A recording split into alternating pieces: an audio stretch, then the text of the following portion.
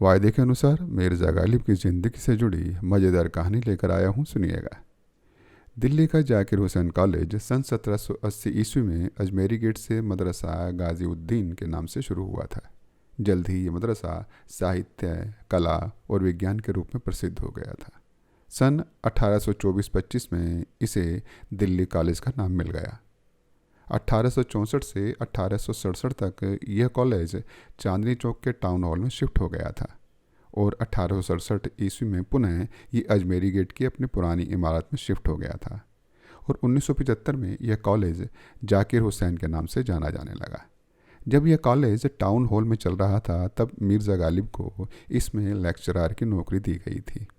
तब इस कॉलेज का प्रिंसिपल एक ब्रिटिश हुआ करता था।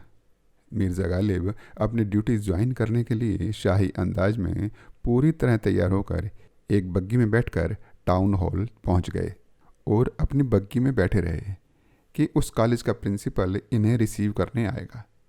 ब्रिटिश प्रिंसिपल इन्हें रिसीव करने बाहर नहीं आया तो ये अपनी बग्गी से उतरे ही नहीं। थोड़ा इंतज़ार करने के बाद ये अपनी हवेली लौट आए कि जिस कॉलेज के प्रिंसिपल को लेक्चरर की इज्जत करने का सलीका नहीं आता वह बच्चों को क्या सिखाता होगा, और जिस कॉलेज के बच्चे अदब करना नहीं जानते वहाँ मैं कैसे पढ़ाऊँगा। और यह प्रोफेसर लगते लगते रह गए। खैर, ये अपने शाही ठाठों के लिए मशहूर थे। कहते हैं कि एक बार इन्हें मालूम चला कि मेरठ में अच्छी किस्म की शराब मिलती है तो ये उस उम्दा शराब का स्वाद चखने मेरठ पहुंच गए थे और वह शराब इनको इतनी पसंद आई कि 2 गधों पर लाद कर ये दिल्ली ले आए थे। इसी शौक के कारण एक बार इनको जेल हो गई थी।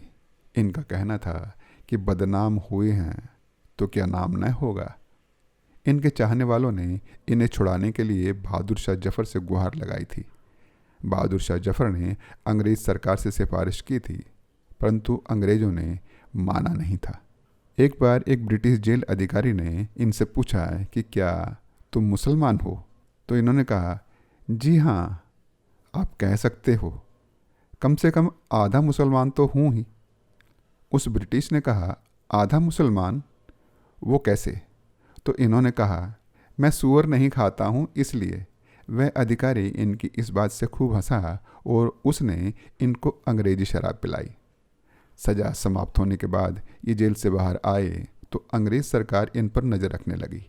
इनके घर से बाहर निकलने पर टैक्स लगाती थी तो ये अपनी उम्र के अंतिम दिनों में मजबूरन तंगहाल घर पर ही रहते थे क्योंकि इनके पास टैक्स देने के लिए भी पैसे नहीं होते थे। कहते हैं कि इनके 7 बच्चे हुए थे। 7 बच्चे अपनी छोटी उम्र में ही अल्लाह को प्यारे हो गए थे। इनका कोई भी बच्चा जीवित नहीं बचा था। वो कहते थे हजारों ख्वाहिशें ऐसी कि हर ख्वाहिश पे दम निकले, हजारों ख्वाहिशें ऐसी कि हर ख्वाहिश पे दम निकले, बहुत निकले मेरे अरमान पर लेकिन फिर भी कम निकले। उन्होंने लिखा था कि मैं नादान था जो वफ़ा को तलाशता रहा गालिब, मैं नादान था जो वफ़ा को तलाशता रहा गालिब, यह न सोचा कि एक दिन अपनी सांस भी बेवफा हो जाएगी, यह न सोचा कि एक दिन अपनी सांस भी बेवफा हो जाएगी। लिहाजा ज़िंदगी के उतार चढ़ाव सहते हुए मिर्ज़ा गालिब की 72 वर्ष की उम्र में उनकी सांस ने बेवफाई कर दी। 15 फरवरी 1869 ईस्वी में बल्ली मारन की एक हवेली में इनका इंतकाल हो गया था। उस हवेली को अब गालिब स्मारक बना दिया गया है। उनके ऐसे ही किस्से सुनने के लिए आप मेरा चैनल सब्सक्राइब कर लो। आदाब।